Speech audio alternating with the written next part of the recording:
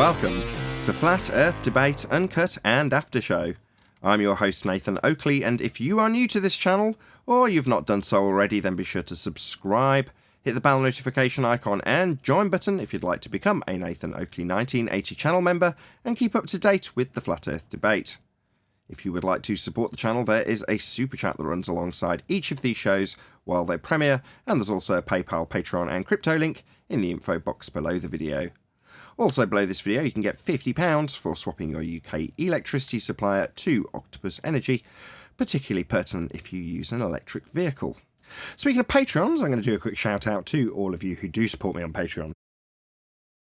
So a massive shout out of thanks and appreciation to Ben White, Maximum Gravy, Austin Whitsitt, John Kays, Tommy Swagnut, Michael Kahn, Patrick Gunnels, Banter, Will Brax, Melby Styles, Troy Shuker, Bose Nail, Sampson, Maris, Harry Blade, Mobile Max 777, Neo the One, Lost Cat FE, Rob W, Open Minded, Reese Pound, Del West Watson, Mike, Muted, Dick Earth Skeptic, Maria Neelands, Unbelievable Productions, Blue Ridge Ranger, The Real Gabster, Liam Nedrick Jr., Abraham Mohammed, Adrian Quintana, Skeptic936, Life is Short, theflatearthchannel.com, Texas Mike, and David Wayne Foster.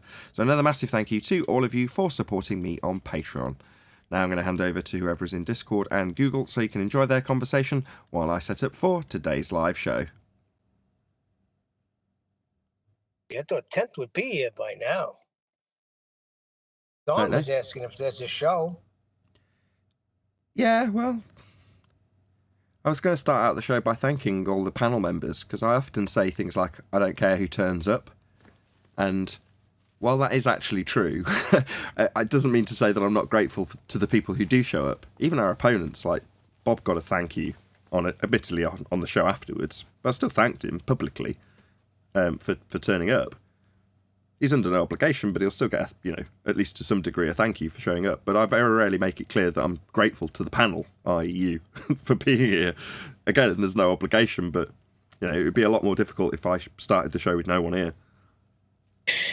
I agree. After spanking somebody, I always say thank you for pulling down your pants. Okay. Metaphorically, of course, Neil. Boy, that was a good spanking you gave Bob. Not his fault. I listened to it again, and I got to the chord part. You're so deceptive, Nathan. Me? But I got to give it to you. Yeah, the way you said it. Well, explain this chord thing to me.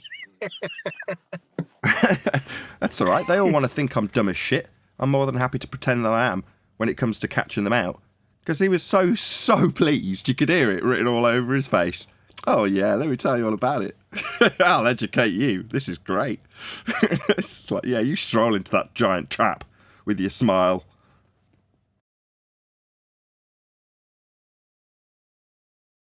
Yeah, that was good. I was just listening to it with my wife. I said, watch this. I'm going to sucker this guy right in. The only problem with that plan is that everyone on the panel detects it. And they all want to jump the gun. It was really quite amusing when I was editing it, listening to people jumping in with the conclusion that, you've got to have a bit of a build-up for it, right? You've got to have them make a few concessions along the way. You can't just drop it in early. Agreed.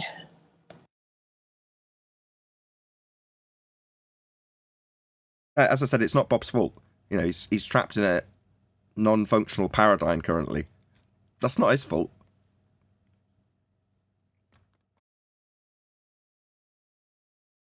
No, it kind of is his fault because, come on, he's not a stupid man. He's got to be educated. And you're bringing things to him that if he would just look at them reasonably with some sort of intellectual honesty, he would come to the same conclusion we all came to. Well, clearly not, or he wouldn't be here. He's looked at the same stuff as we have, embraced against it in every respect. Lashed out, perhaps built a few sock accounts. They all do the same thing. They all go through the same pattern.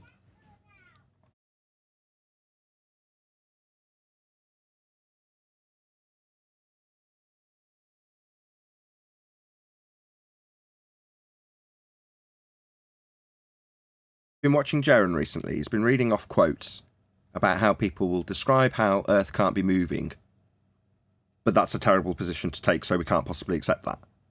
And they all sound exactly the same, all the quotes. I mean, they're not verbatim the same, obviously, but what I'm saying is that the sentiment of each of the quotes he's rattling off are the same. That is to say, we can't prove that which we assume, but we assume the thing we assume, and therefore we couldn't prove the thing we assume because of the thing we're assuming in the first place. You're like, okay. So you're begging the question, which is what we see all day, every day, and the alternative to you begging the question is to accept the awful reality that you're faced with, because it is awful to them. And Bob is no different. To him, the idea of a flat plane is awful. Now, I can't divine why that's awful to him, but it is.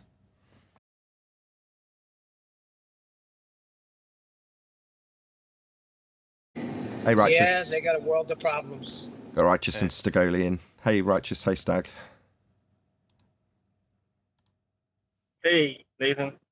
Hello. Good to have you. You know what? I think a lot of that's directed at you. Personally, they can't accept it because they'd have to accept that you told them. I think a lot of these guys personally have a grudge against you. Mentally, yeah, I know I don't absolutely agree with you, but that's a defense mechanism. Instead of turning it into them having to accept a paradigm shift, a change in the nature of the world that they think they are inhabiting, they would rather direct it towards me. That's a preference. It's easier cognitively to do that. Essentially blame the messenger? Yeah, for sure. And it's one thing when the messenger is kind of like timid and doesn't, give it to them right back. But when you're the way you are, I'm sure it infuriates them even more, to hear from your kind of message. Yeah, I'm a product of their treatment, though, aren't I? So even if they want to bitch about that, they've only got themselves to blame, because in almost every instance, you could claim or argue that I'm holding a mirror up to their behaviour. That is true. Absolutely. Most of the tactics, if you want to call them, that I use, I learnt from them. I didn't know any of them until I got in this arena and suffered them. And like anybody who's on a battleground, you go, oh, that's quite a good weapon, I'll pick that up. Wow, it works really well.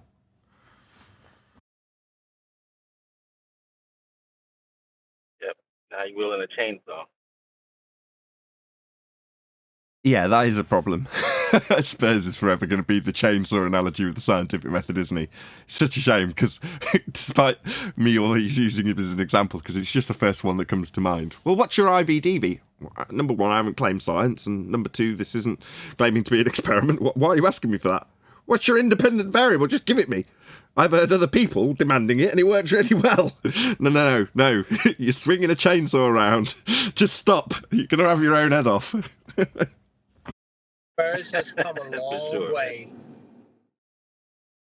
Spurs knows the method inside out and back to front. He's more relaxed with dealing with these fundies than I am. He's actually hysterical the way he sets them up and literally berates them.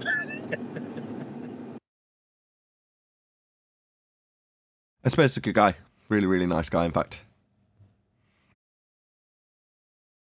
I heard you say he's Hawaiian. Is he Hawaiian? I just make up nationalities for people all the time, Neil. Didn't you pick up on that already?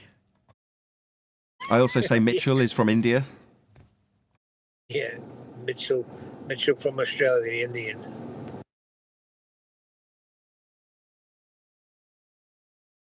Hey, Joe, good morning to you too, man. I didn't mean to leave you out. Say again, Stag.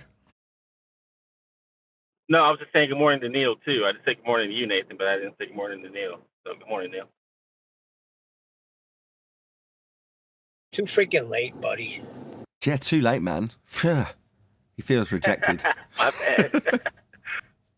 I'm like in rush hour traffic trying to get my kids to school. A little crazy. Sounds like fun. Get them kids to programming. Yeah, she's in the car with me now, so she listens and like half listens. She's on her iPad, but in the mornings. But I tell her the flat Earth stuff, and we talk about the moon, like what it could be. But also tell her, I take the approach that Adam kind of takes with his kids. Like, you know, in private, you know, in our house, we talk about one thing. But when you get to school, like, just kind of go with the flow, not to, ruffle any feathers, just to get through it. That's kind of the approach I take with my kids. Listen to what I'm dealing with my 11-year-old. He does not want to write. He refuses to write. I gotta go get a kindergarten ABC book and start all over with him because of his stupid computers. I want to reply to Stag, because the way he said that, it was very interesting. It's like that's a different lifestyle for a kid nowadays that has that information and is going to school. It's like they realize it's a charade all the way from the start. We never had that opportunity. At least I didn't to that I extent. was just I was So just that's gonna say we didn't have that opportunity, did we? at least not to this extent. We may have all known like certain truths. Like I remember the first time I looked at the globe, I'm like, this is kind of weird. But anyways, we all had our questions. But like the way his son is being like taught and raised in his home, and then when he goes to school and he's presented a different reality from what he's taught at home. I guess we did have that to some extent. We all did, but because what they teach compared to what a family teaches is different. But this with the nature of Earth is quite like the big one. I wonder what kind of what's going on to their minds, kind of thing, and how they're approaching it. It's probably going, wow, this world is really smoke and mirrors. That's kind of along the lines of what I'm thinking. Well, think about it. If the more and Just more kids, say flat out kids, the more and more their parents teach them something else home and they go to school and they bring it up and other kids hear it, there's going to be situations down the road in the schooling system, I believe.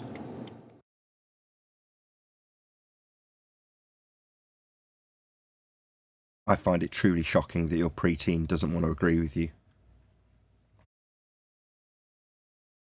Yeah, but he knows. He's just an anti-flat earther. Wants his space. Wouldn't matter what you wanted him to believe in at this age, Neil. At all. In fact, regardless of what you want him to believe in, he'll want to believe the opposite because you want him to believe in it. oh That is yeah, correct. there's no honor. How did you put it? There's no honor. There's no honor for like a prophet in his hometown. It kind of goes like with the parents too, in a sense. When he brings home that stinky, greasy, spotty girl that's got piercings and tattoos, just tell him you love her. Oh, she's adorable. Oh, she's so nice. When are we going to have her over for tea? Can I meet her parents? Just be enthused.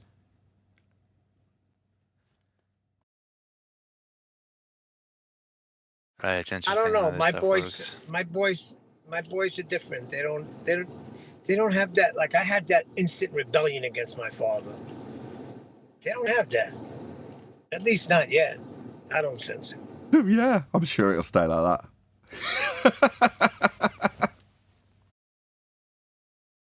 Well, remember, Nathan, they've been homeschooled for over 11 years now. It's a whole different, I'm telling you. Very, very different. If you say so.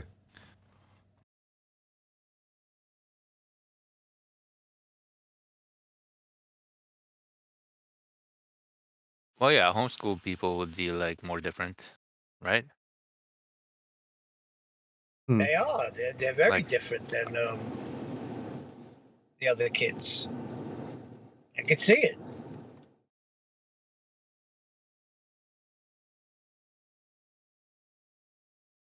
Yeah, I mean, no one would do it if that wasn't the case. But, I don't know, when you say different always conjures a bad image. Oh, well, they're different. Different to me in a good way. I mean, I see the difference when I see my boys and other kids that go to the public schooling system or even private schooling system. There is a major difference. Yeah, people being prepared for different walks of life.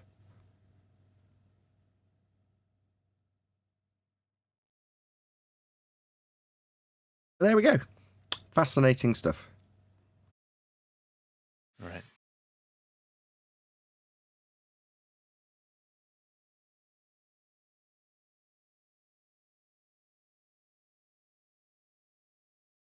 We're still here, though, doing our thing in this corner of internet.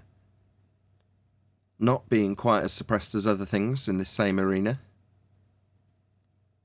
Well, what I heard was in these conspiracy theories that they're going to shut down the whole communication system.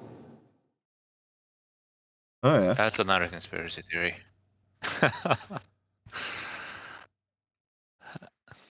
Okie dokie, then. I mean, it doesn't seem like they have.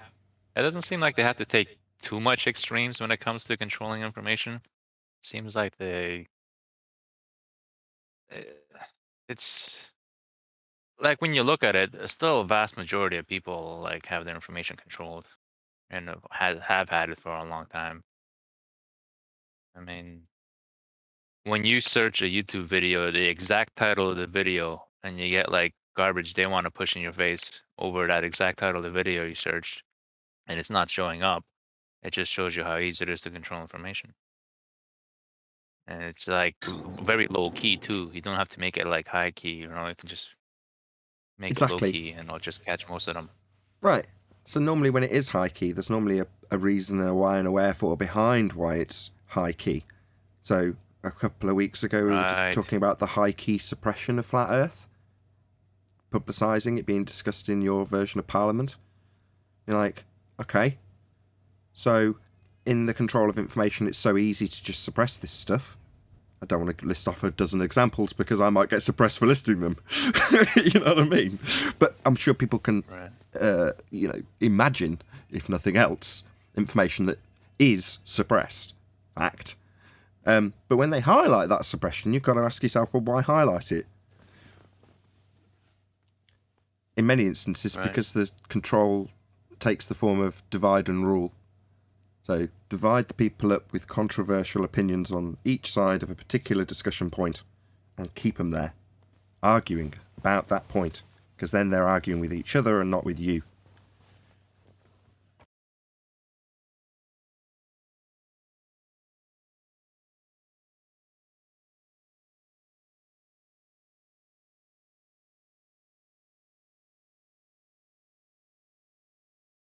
But we're different, right?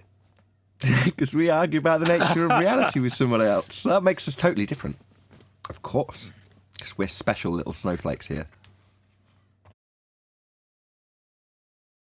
I don't believe anything I hear that comes through the news. That's why sometimes when Tenth brings up the news, I'm laughing to myself because you can't believe anything they say. Yeah, they're going to shut down communications. Yeah, okay. What else are they going to do? Who said this? Oh, the news said it. Yeah. As he's not here, let's slag him off. It's the only decent thing to do. 10th Man's always posting news feed stuff in some of the feeds I'm in Skype, and it does bug me. I've got to be honest. Because I'm like, why are you poisoning me with this crap? You know, why are you telling me because I should be reacting to it in some way that you feel I should react to? I'll discuss it when it gets here. Don't get me wrong, audience, in case you're thinking, bastards, it's not even there. But if it was, I'd be saying the exact same thing, so don't worry. Yeah, best time to do it when they're not there. It's the decent thing to do. That stuff in reality is actually. Sorry, go ahead. We're just making light of the fact that we're talking behind his back and saying it's the decent thing to do. Right. Go ahead. Sorry. But I mean, not to like talk behind his back, but I mean, like the point you said is right. Like all that stuff is there to elicit a reaction out of us, whether you're on one side of the pond or the other. It's like we're playing in their game. We're like feeding to the reaction they're programming us to react to or whatever, you know what I'm trying to say. And it's not good actually. It's actually just torment in the end anyways. It's just you're really way better off without it is what I'm trying to say. Is I get caught up in all that. Right. Righteous, just look at the space that they keep pushing. They keep pushing these rich people are going to space. Every time you turn around, there's a new space thing going on. And we know it's a bunch of crap, but they keep pushing it out there. Yeah, but if you know the process when it comes to lies, they get bigger and bigger and bigger and bigger and bigger, and then they fall apart under their own weight.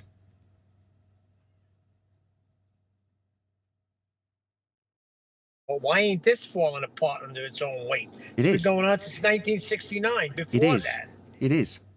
If you want to consider, your audio setup is causing echo Is it really? Cheeky bloody application.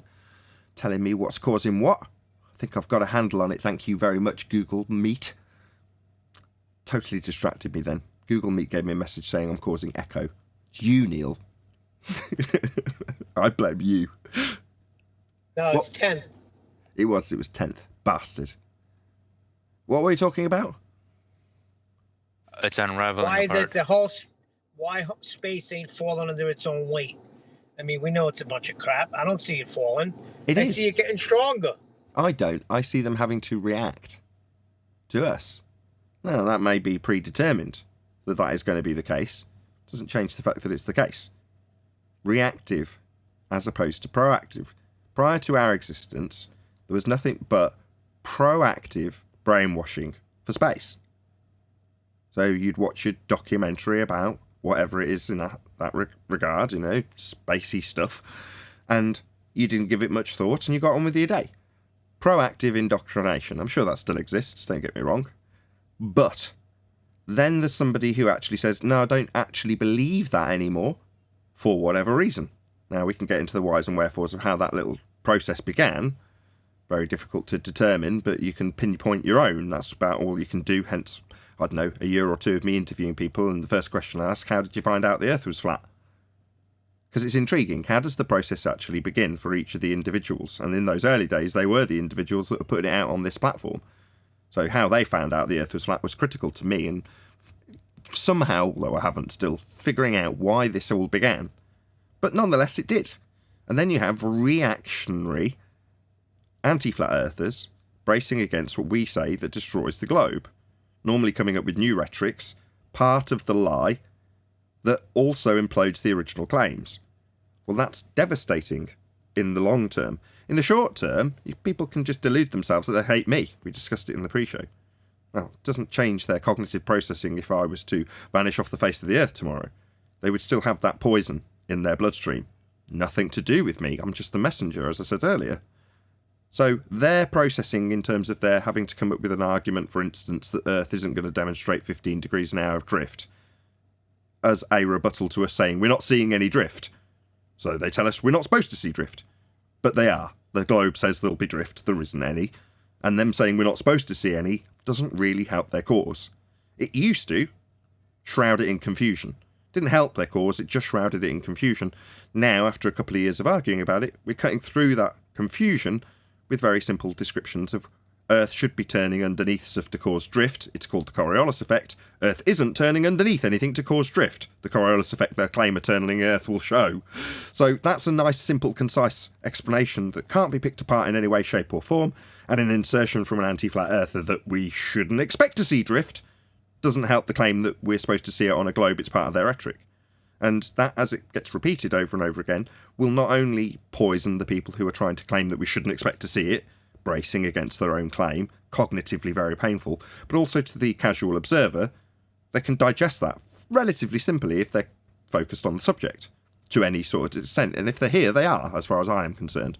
So therefore, the lie is falling apart. Now, we don't get to statistically analyse how well we're doing in that respect, because personally I don't care. It doesn't affect my life whether or not society is at one with me in terms of my understanding of the nature of the plane we stand upon. It doesn't really affect me. When I went out today, when I went to a Spanish class, did it affect me that the people around me were under the misapprehension that they're on a spinning water ball flying through a sky vacuum? No, it didn't really come up when I was singing Ola Clover. It didn't come up at all, in fact. So it doesn't necessarily affect my life in the realm of everybody else around me needing to understand the same as I do. In the respect that it affects me directly is how I interpret the rest of society around me as a result of knowing that the Earth is flat and I've been deceived. That's very personal. That's very insular, if you will. But that keeps me sane. Because, unfortunately for you, Neil, you're very concerned with the world at large knowing what you know. Now, don't get me wrong, there was a stage I was the same. I'm not trying to say, oh, I was like that once, because that's very demeaning, and I'm not trying to say that. I'm just saying I understand and can empathise with somebody who says, no, we need to tell the world. And it'd be hypocritical for me to say I'm not doing that when my show's about it. But by the same token, does it actually concern me whether or not the world appreciates it? My main concern would be that if people do actually recognise the obvious and observable nature of the flat reality we dwell atop, it won't be because they've come to some conclusion of their own volition and therefore opened their mind to some of the other deceptions. It'll be because somebody on the telly's told them so. And it won't be any different. It'll be a paradigm shift that's been forced upon them for reasons that a controlled structure needs to take advantage of. And it won't make any difference that they know it's flat. In the same way as if the situation was reversed and we were actually on a ball and we were the ones desperately trying to communicate to the world at large that thought they were on a flat plane, when clearly, look, you can actually see a geometric horizon that you actually would physically go past at a certain distance. Because we're on a ball, if we were putting that argument forward and it were true, we'd be shouting it from the hilltops and no one would be listening because the controlled up narrative that is the flat earth current structure was utilising that paradigm as a religion to control the people. So what difference does it make? It doesn't, as far as I'm concerned, because the only way the masses are going to know about it are if the people who are in control of the masses want them to. So what difference does it make to me? The odd 1 in 100 that goes, oh wow, that does actually broaden my horizons, no pun intended, when I've recognised something that I didn't necessarily even consider. And the implications thereafter are actually quite wide-reaching in terms of your perhaps scepticism about certain things that you are given as information. And that might genuinely benefit you in the long run. If you've got the time and inclination to take those considerations, 99% of people haven't.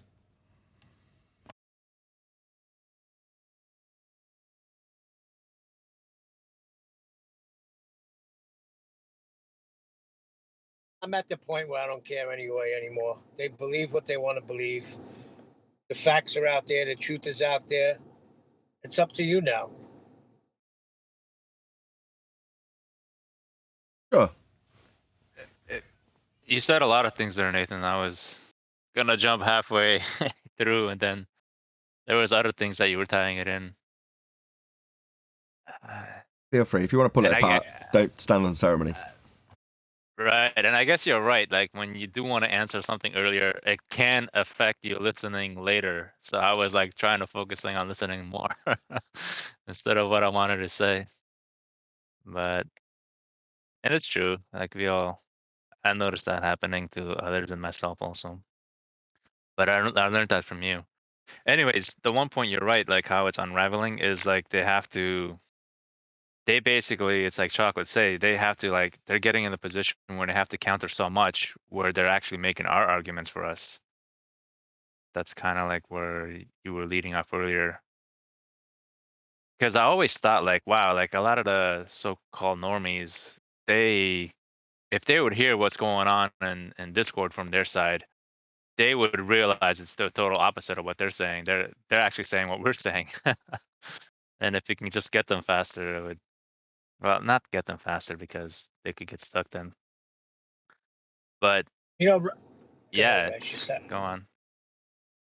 I was gonna say, there's a sports station I listen to like in the mornings, and the one guy was saying to the other guy, "What is this Discord? My son is asking me if he could go on Discord. What is Discord?" I'm like, there's people that really don't know what Discord is. Like, I thought everybody knew what Discord was. Oh yeah. Well, that's because you're using it. If I asked you what Bebo was, would you know what Bebo was? About Vlogspot.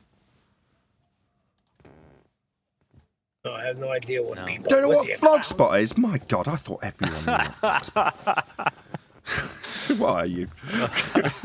Get with the times, Neil. Hold on, but they're all on the computer. They got a damn radio show. Come on.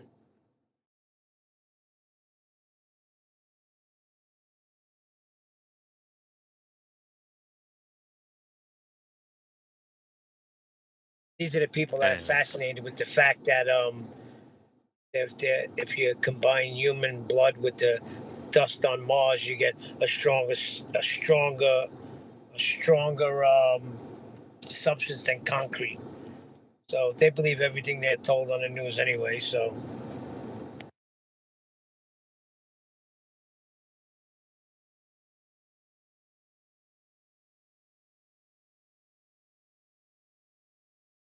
I'd like to see a bit of this Mars dust.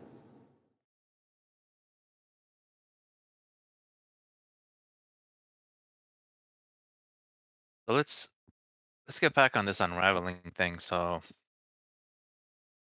there was a lot you said there, Nathan. So basically, one of the things is how their arguments is getting more ridiculous, right? Alongside, but then you tied it in with like how it's changing one person, and man, you really put out a lot in there. I'm sorry, there's too much to digest, but I am going to have to start the live show. I'm really sorry.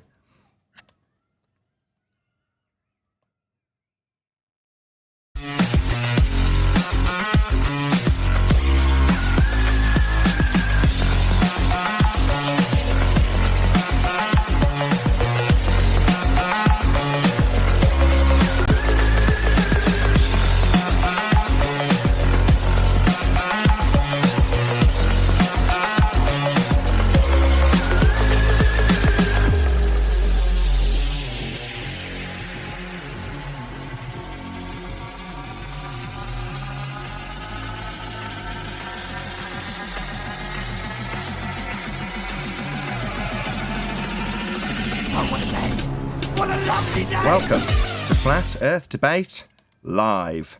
I'm your host, Nathan Oakley, and if you are new to this channel, or you've not done so already, then be sure to subscribe, hit the bell notification icon and join button if you'd like to become a Nathan Oakley 1980 channel member and keep up to date with the Flat Earth Debate.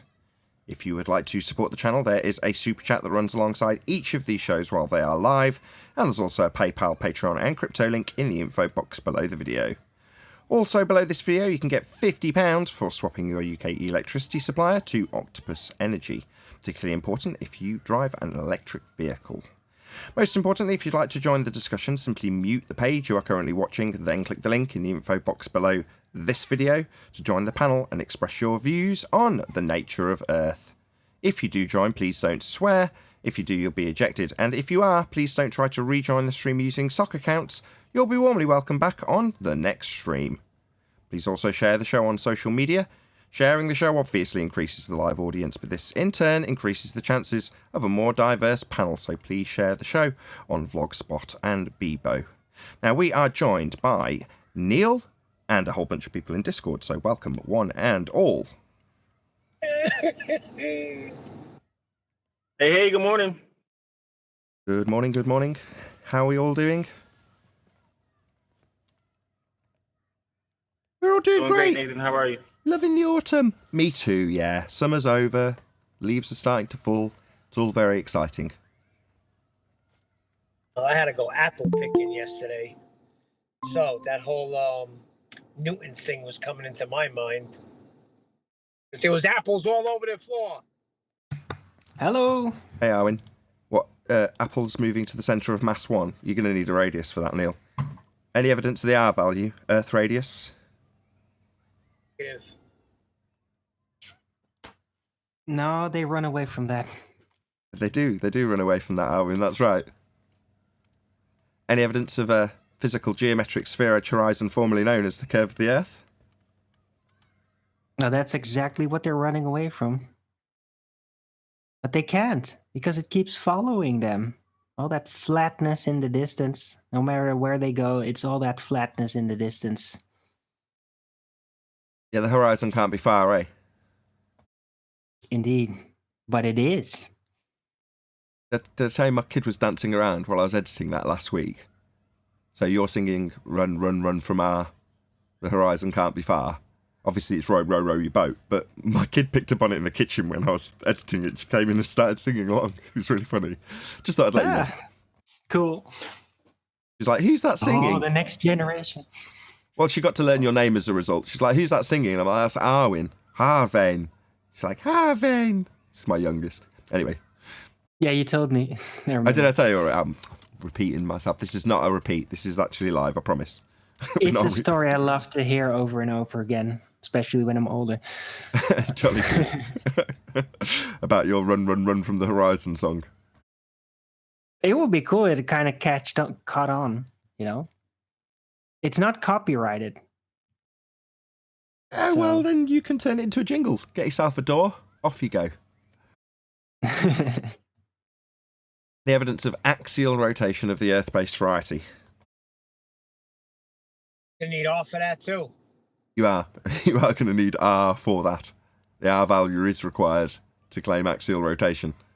Radian value, you'll need an axis and you'll need a radius.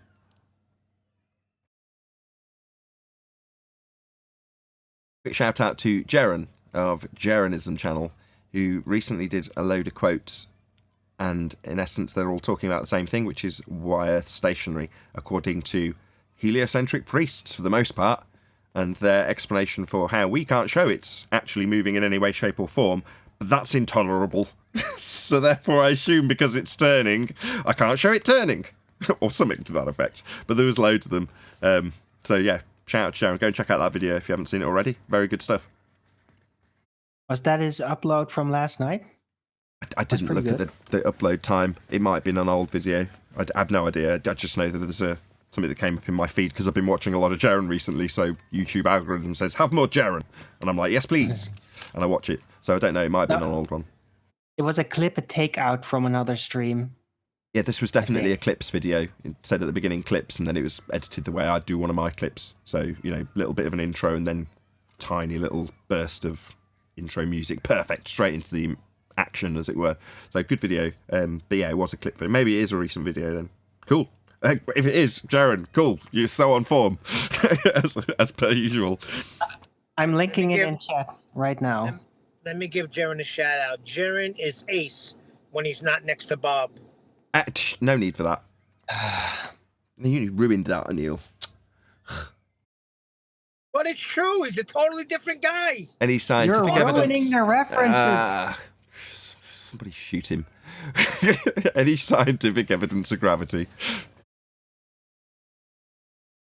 Bob should have some. Time travel. We covered that. Decay rates. No. Arwin, no. Please don't go here again. Well, you'd still have to test if beyond decay rate, if there's also an experience alteration, right? But you'd have to move the decay rate differential beyond immeasurably small, right? And then you could test like, hey, is there actually an experience change? Or is it just that decay rate? Because then it might be a unique entropy effect that applies to radioactivity and not to everything, right? That's the thing that they should be testing for next. Is it only that the decay rate of the radioactivity, or is it actually everything? I'm glad you mentioned it in the way you did, because I've got no criticism of any of that. None of it was described as being time itself, though, a concept. This correlation or parallel that you might draw between decay rates and what they call time, a concept. You didn't draw any of those parallels, so yeah, have at it. Fascinating stuff. Indeed. So No scientific evidence of gravity. Thank you, Neil. Not yet. Any single viable hypothesis from any of the fields of astronomy, cosmology, or astrophysics? Not yet.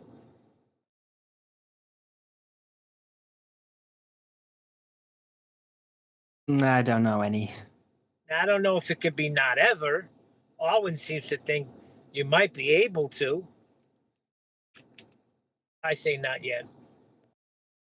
Well, they would have to start with gravity, and in order to do that, they would have to figure out that there can be time differentials, and then they can start. Right, there you go again. Right, so you drop time in. Do you mean time differentials, or do you mean decay rate differentials? Well, that's the whole thing. Is it just the decay rate differentials, or is it everything else as well? Right? Is it a universal entropy change that is asynchronous? That would be considerably time, especially if it also includes conscious experience, or if it is just that decay rate, right? So it lays on the table. What causes the decay rate? Entropy. So in essence, this is a question in regards to the causal relationship of the changes that we experience with time. Well, what is time besides a concept? Right. Yeah, so a time is kind of a concept based on entropy rate. That's how we determine it. That's how we try to establish time. So if we just go by that... There's nothing wrong with that. As a convention, it's very useful. Nothing wrong with that. Working outside of the convention is where it starts to fall apart. If you're trying to correlate something that we have assigned the movement of the hands of a clock in a very hold on, let's just the hands of a clock as the description of how time occurs or elapses, and that's related directly to the celestial movements, and we can't even line up that timing with those movements accurately, which we can't. We're out. We have to make adjustments. Well, that concept, or that convention that's been derived to describe those processes, i.e. the movement of the lights in the sky, then translated into a correlative decay rate that can meet a certain standard based on half-life, then you've got a parallel with a convention based on a concept to describe the movement of lights in the sky. Well, how are you going to translate that into the causal relationship when you come to the description of the change over time, something that we're using this convention to describe in the first instance? How are you going to do that? I'll answer because I don't want to waffle. You can't. Well, when you say it like that, it's all very convoluted. So just say, yeah, sure, why not? Because you can't figure out the cause of entropy. That's why. The cause of entropy? No. But it's not a cause of entropy. It's like entropy differential, basically. Like what makes the difference? If there's a difference, then there is an apparent time, or you could think of it as time-based change, because that's Right. how we determine time, our experience of it. Yeah, this is all getting very convoluted. It's Not not really. going to get any just- less convoluted. Our experience of this decay rate is also our own experience of a decay rate that we can only describe from within. Now, we can correlate a decay rate with the movements of the sun, but all of those correlations, what are they for? Well, they're used merely to describe something. That's all they're being used for. So there's a misapprehension that you need to suddenly translate that convention into something that needs scientific inquiry, and there isn't any requirement. It's just a convention. And useful. The problem, as I said earlier, comes when you work outside of the convention and start describing decay rates and their change, with altitude, if you will, as being a change in time itself, which is only a concept used to describe movements of celestial objects. Well, you haven't physically changed the duration of those things that you are describing with the convention of time. When you alter something that you've paralleled with that description, that would be decay rates. It's a nonsense. I never said it would be easy. So are you saying that when I change my watch time on my watch, I'm not actually changing time? No. Damn it. I thought it was. Good morning, guys. Morning, Chocolate. And Elijah, by the way. What's up, guys? Good morning. Good morning. So when there's a time for change, it just can't be a change for time. That's Ugh. Any evidence of the distance to the sun? 10th man isn't here yet. He's here in spirit. Yep.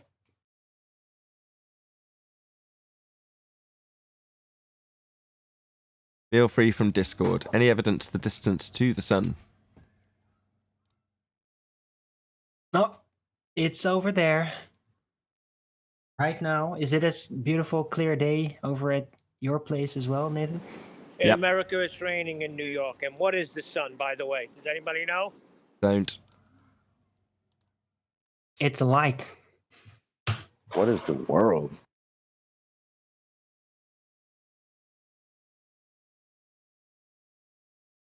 That could be a catchy channel name depending on how it's written. The Adam Meakin, shout out to Adam Meakin, What is the World channel. I'm not even going to attempt because it's not written down in front of me to describe to you how it is written. But What is the World is Adam's channel. Feel free to seek it out. And shout out to the song that he based the name of that channel on by this dude named Chocolate Saying. He's got a song named What is the World? Shout out to that. Never heard of him. Me neither.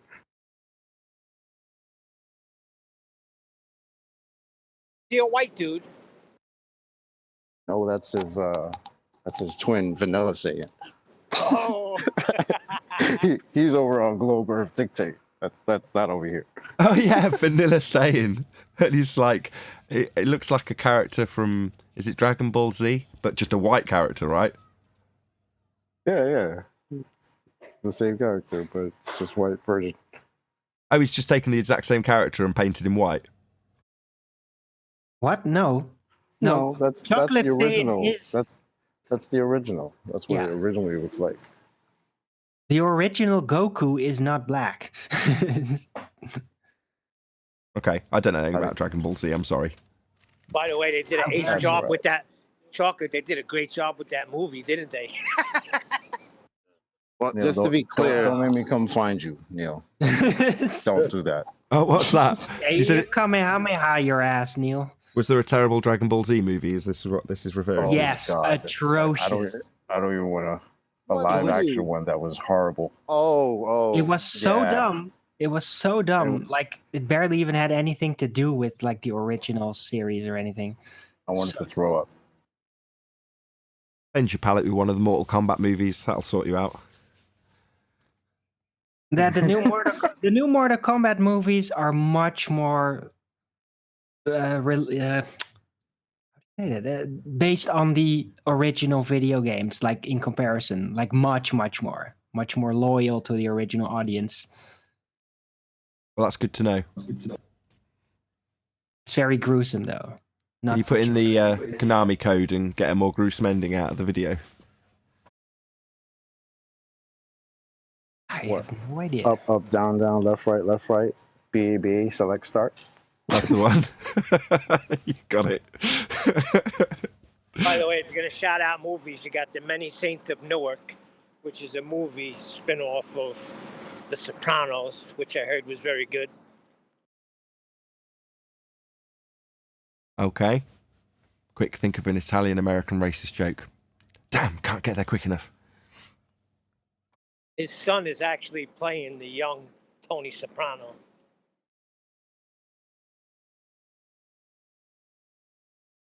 Should we continue with housekeeping?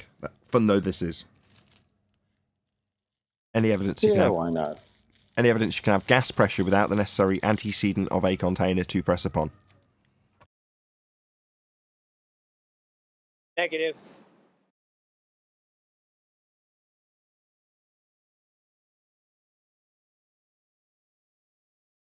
Not unless they've changed the fundamentals of gas behavior in the past week that I haven't been here. And if everybody in the world would comprehend this, everybody would be a flat earther. Well, everyone at the very least would appreciate that they've been lied to about what the sky is, i.e. space being somewhere you can go, somewhere people have been, and the moon being a rock in that sky vacuum that they think their sky is. Outer space is fake, and an appreciation that the second law of thermodynamics is being violated when they claim that there's an area of vast space that the gas we breathe could be filling. If it was to be falling in line with the second law of thermodynamics, that would be a natural law that dictates how the gas would behave. If the sky was a vacuum, the gas we breathe would fill that space. We'd all be dead. Now, people appreciated that. They'd just say, yeah, this idea of travelling out to the sky vacuum space, to these lights in the sky, is preposterous. It's absurd. It's Which weird will that lead to them realizing that Earth is not a spinning water ball. But it's weird because people can appreciate when you go to the store and you need some propane. You need it comes in a tank. So Yep. anytime you need some sort of gas, it comes in a tank. People can appreciate that. I don't understand why they can't just relate that to a broader spectrum of reality. Oh, it's because they've all been indoctrinated with cartoons. That's why, and cool stories. They just want it to work this way, you know. I find it very tedious these days to even address it anymore, because the ballers just make you go on that railroad. It's like, it's always the same shit. It's like, oh, it's gravity, and then you have to explain why that's not possible, and it always takes up like 15 minutes just because somebody says, "Oh no, gravity," keeps it there. Well, It's I so don't do, I don't do that. I find really quick and short ways to tell them that they're out of their mind. Nathan, Look at what I found on Google. Somebody posted it as a screenshot one day. It's loading up now. There it is. So somebody posted it as a screenshot one day, and I was like, "Oh my God! Here's another flat earther, a fake flat earther, giving us a bad name by sharing some false information." There's no way in hell they typed that in to Google and it said that. And sure enough, I typed it in, and that's what it said. Now it's a cluster. Uh, it's a the wording is all messed up, but even still, for the normie out there who doesn't understand the difference between a scientific theory and a natural law, reading this is still quite damaging. Because what are they going to say? Hold on. When was this published? So it's the top result that it shows on this Google search related to Yeah. ncse.ngo.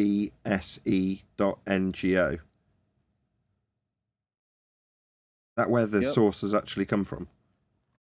Yes.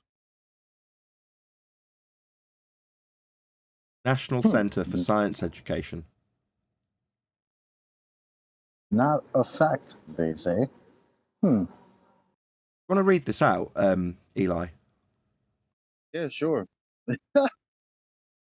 Universal gravity is a theory, not a fact, regarding the natural law of attraction. This material should be approached with an open mind, studied carefully, and critically considered. The universal theory of gravity is often taught in schools as a fact, when in fact, it is not even a good theory. Okay. I mean, as a I love statement, how I'm surprised that Whoa! that's there as a Google research piece Wait, of let me. information. So you go into the search, and I'm thinking like they're gonna have some type of caveat. Like, who are these people? Why is it the first search you find? Look, so this is the next part. First of all, no one has measured gravity for every atom and every star. It is simply a religious belief that it is universal. Whoa. What? Whoa! Have you got a screenshot of that? Sorry, this is Yes. nuts. Yeah. So that they are intentionally now changing or shifting the paradigm. If this is the first search result, then I can't quite. I'm a little bit Wow. aghast. I mean, just want to pick apart a few issues I've got with it before we move on, though. So when they say universal gravity is a theory, not a fact, well, in terms of science, a theory is going to be based on experimental data, and experimental data is going to be based on cause and effect relationships established in a hypothesis and then validated by systematic experimentation to then go on to be a theory, scientific theory. Now, their use of this word, theory, is colloquial, not scientific theory. They're not referring to it in that regard, but they've still got that in their heading. So it's kind of a bit baffling that they're using this word theory. I know why they're using it. It's because that's what they describe it as in the title. But it's highlighted. So it says universal gravity is, and then highlighted or bold typeface, a theory, comma, not a fact, comma. So that bit's bold type. Well, okay. So why would it be the case that you'd want to draw your attention to people's idea of theory being negative? So it's just a theory is kind of the way they're phrasing. It's just a theory. It's like, well, hold on. If you're talking science, which this description would be in that category for anybody who's on a sphere, this is science. That's what they think is science. So when they say a theory, not a fact, it's like, well, you're actually decrying, because of your banner over the door when you publish this, actual scientific theories that are based on empirically validated data. So interesting that they poison the well of theory by saying it's just a theory. I know they haven't used that word, I'm using it, but it's in bold typeface. A theory, not a fact. So facts aren't theories then. Hold on, scientific theories are based on empirically validated experiments. So why would you highlight that? Anyway, just wanted to get that out of the way. Besides that, they're basically laying out that gravity is something that you need to take careful consideration of. well, hold on, things that are just facts, you don't need to take any consideration of. They just are what they are. Yeah, they're holding Yeah, on to because that. if this was if it was a I'm scientific theory, it would this statement would literally say, it's not a fact, it's a fact." so It's like this that article ridiculous. this article is going so hard that I said this has to be satire or something. Like there's no way. So I go all the way down to the bottom to the publisher or the person who wrote the article, and it's Ellery Shimp, American physicist, who is known for declaring that required public school sanctioned Bible readings were unconstitutional. So I mean, this guy is every Glober's nightmare. What are they gonna say against? Like, Oh, I see. So yo, you're saying there's no angle in immediately to go, let's see if he's a Christian fundy, because then we can burn him as one. Right? right. Whoa, this is insane. Oh, So, well, I'm shocked. can I read a little more of the article? You can, but I'll just say, not that I'm saying I told you so or anything, but we have often postulated that we're in the midst of a paradigm shift, and we're questioning why we'd have this information allowed to be out in the public arena whilst going, look, we're going to censor this. But yet, meanwhile, you do a search for is gravity a theory, and it says it's not even a good theory. It just needs a lot of consideration. You know, like, what? I love that he calls it a religious. Like, what? Like, you sound like us, bro. A religious belief? Yeah. That's what we say. Yeah. Mad, isn't it? Oh, he's going ham. I don't even know That's how. crazy. Just Nathan, just stop me when you're like enough is enough, because look. Okay, so and it goes on to say, secondly, school textbooks routinely make false statements. For example, the moon goes around the earth. If the theory of gravity were true, it would show that the sun's gravitational force on the moon is much stronger than the earth's gravitational force on the moon. So the moon would go around the sun. Anybody Oh can look up my at night and see the God. obvious gaps in gravity theory. The existence of tides is often taken as a proof of gravity, but this is logically flawed. Because if the moon's gravity were responsible for a bulge underneath it, then how can anyone explain a high tide on the opposite side of the earth at the same time? Anyone can Wow. observe that there are two, not one, high tides every day. It is far more likely that tides were given us by an intelligent creator long ago, and they have been with us ever since. In any case, the fact that there are two high tides falsifies gravity. This guy's going What the somewhere. hell? This is the Alrighty top then. result. I still can't quite believe it. I mean, as much as I like to say we're describing a paradigm shift and questioning why it's out there, when we actually see things swinging the other way, in other words, they're not introducing CGI renderings of Earth curve edge horizons in Google with altitude and perspective views factored in when the model and the maths doesn't. None of those sort of anti-flat Earth kind of changes, but changes like this, where you see a top result that basically backs everything we say about gravity. Not only that, goes on to decry it as being a religious fundy belief. You're like, oh my God, this is somebody teaching this in a university, and they've got the top result on Google. What gives? Shouldn't you be publishing the top anti-flat Earth result and telling us that pseudo-Riemannian 4 space is definitely divisible into your standard 3 space? You know, or whatever their crap explanation is for keeping hold of 106-year out-of-date rhetoric and intertwining it with pseudo-4 space Einstein. None of that. Just decry the thing as being the nonsense that it is. Yeah, okay. It does kind of make sense, but it's still a little bit shocking. Wait, Well, maybe, if I may, maybe he just looked at what was actually out there and how bad it was going to get, and he just said, I don't want to end up in that pit of crap. Well, somebody should have told him, you know, when you gave it your critical thought, you should have thought about it as a force. Why didn't you think of it as a force when you were giving it critical thought? Think of it as a force next time. So look, yo, for every paragraph that I read, I'm like, no way. So look, there are numerous other flaws. For example, astronomers who seem to have a fetish for gravity tell us that the moon rotates on its axis, but at the same time, it always presents the same face to the Earth. This is patently absurd. Moreover, if gravity were working on the early Earth, then Earth would have been bombarded out of existence by falling asteroids, meteors, comets, and other space junk. Furthermore, gravity theory suggests that the planets have been moving in orderly orbits for millions and millions of years, which wholly contradicts the second law of thermodynamics. Since everything in the universe tends to disorder according to the second law, orderly orbits are impossible. This cannot be resolved by pointing to the huge outpouring of energy from the sun. In fact, it is known that the flux of photons from the sun and the solar wind actually tend to push Earth away. Now, I don't know about all that, but still, I mean, what? Yeah, I don't. What? Still. Serious? And you're saying this was the top search. What did you search for? Yeah, Is grab the gravity article. a theory? Yeah, I noticed you put a link Wow. for the article in Master B or whatever it was. Perfect. Yeah, we're gonna have to have a look at it. I'm slightly aghast. But yeah, I mean, why not? That's what we've been saying. Sure. Why not? You know, the fact that they're not bracing against it in this instance. Well, yeah, because everything that's said is the same as what we say because it's absolutely true.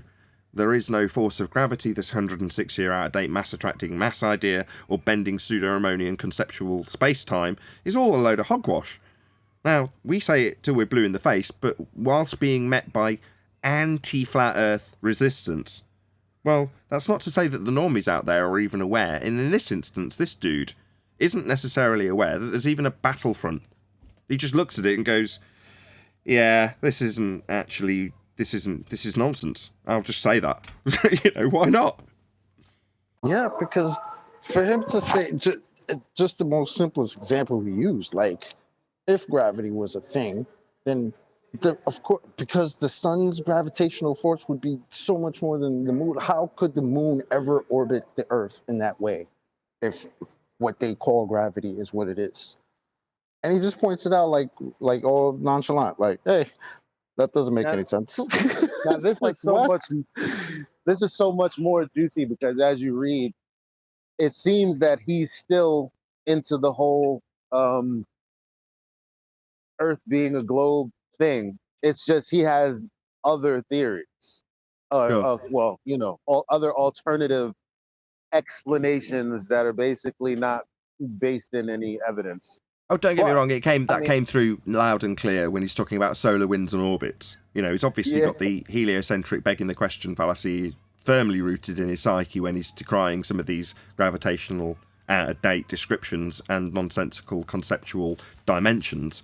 So yeah, fine. You can still have your heliocentric rhetoric and not see the flaws in gravity. Right. That's reasonable and should be what anybody's doing. And this person's encouraging their audience at large to do the same. Take it with a pinch of salt, reading between the lines, exercise critical thought. I've forgotten what the words they used, or he used, or she used. But ultimately they're saying, just look at it and consider it and, take it with a grain of salt. Don't just accept it. Contrary to what you get told by people like George Musa. Well, no, gravity's not a force, but you can think of it as a force. Whoa, cowboy. Think of it as a force. Why would I want to think of it as a force? It either forces stuff or it doesn't. I don't need to think of it as anything. If it's forcing stuff, it's forcing it.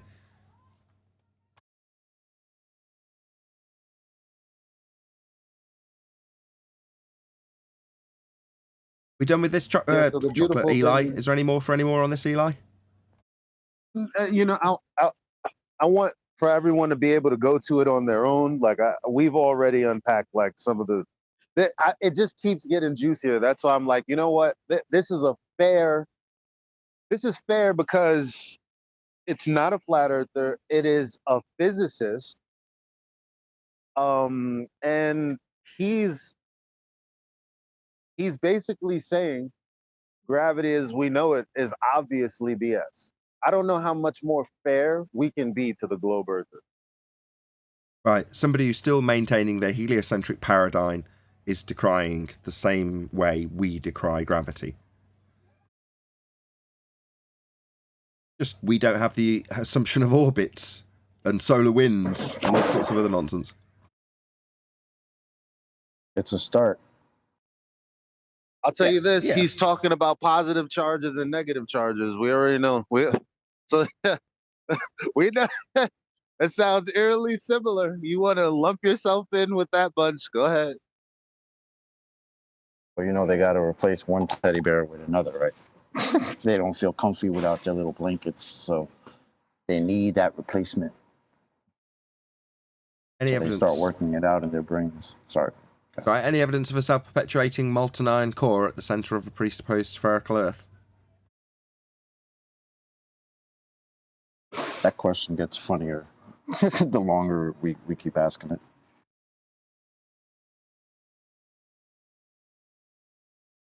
You all still here in Discord? I was just gonna say, Discord. Nobody got a core. What's going on? Any Rovers? evidence Anybody? of the R value, Earth radius? Oh,